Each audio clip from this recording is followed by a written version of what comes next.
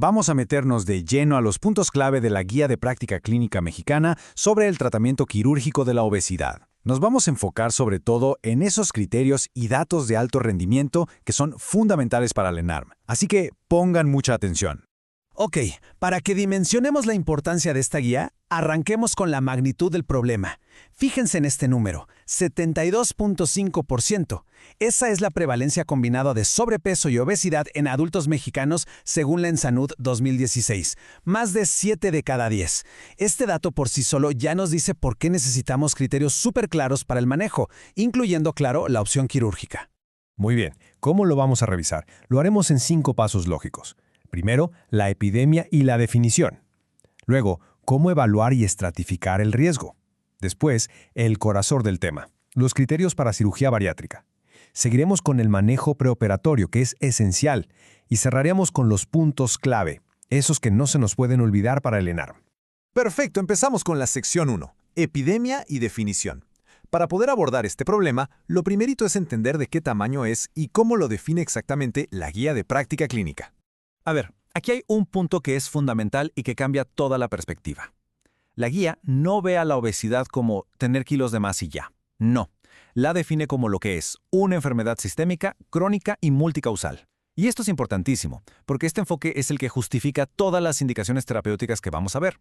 Miren, estos datos de la ENSANUD 2016 nos pintan un panorama muy claro. Por un lado, vemos que la prevalencia es altísima, no solo en adultos, también en adolescentes. Y por otro lado, ojo con esto, la obesidad abdominal. Ese es un factor de riesgo cardiovascular clave y está afectando a más del 75% de los adultos. Es un dato brutal.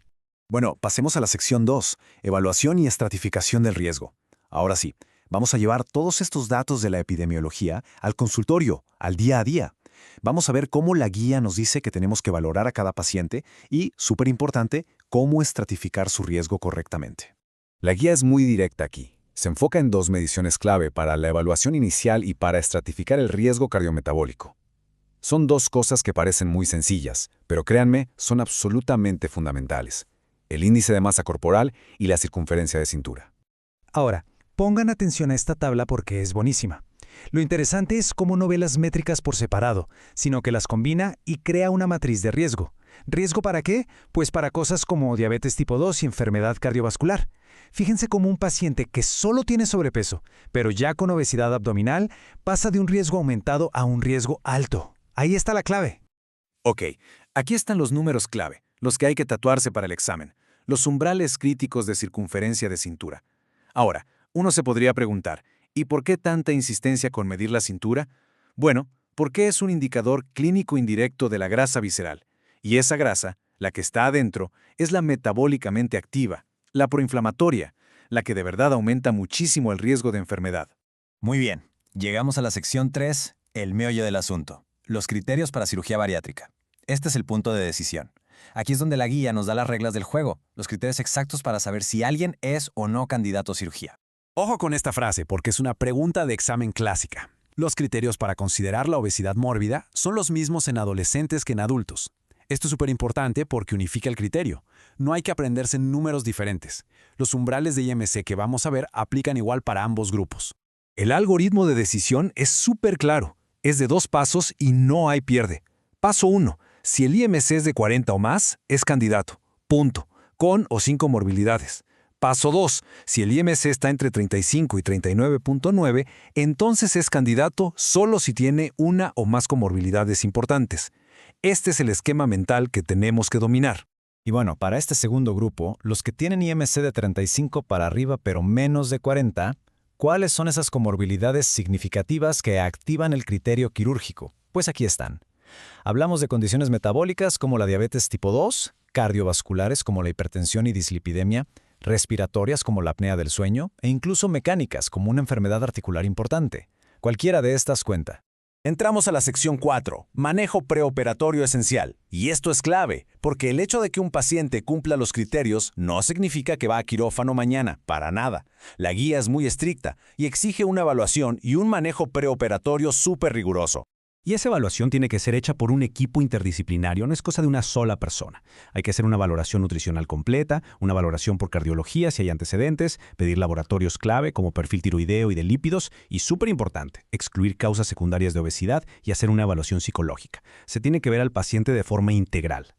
Ahora, dentro de toda esta preparación, la guía pone un foco especial en los adolescentes. Hay una recomendación muy específica para ellos. Buscar una reducción de entre el 5 y el 10% del peso corporal antes de la cirugía. ¿Y para qué? El objetivo es muy práctico. Disminuir el tiempo operatorio y, sobre todo, bajar el riesgo quirúrgico. Es para optimizar los resultados.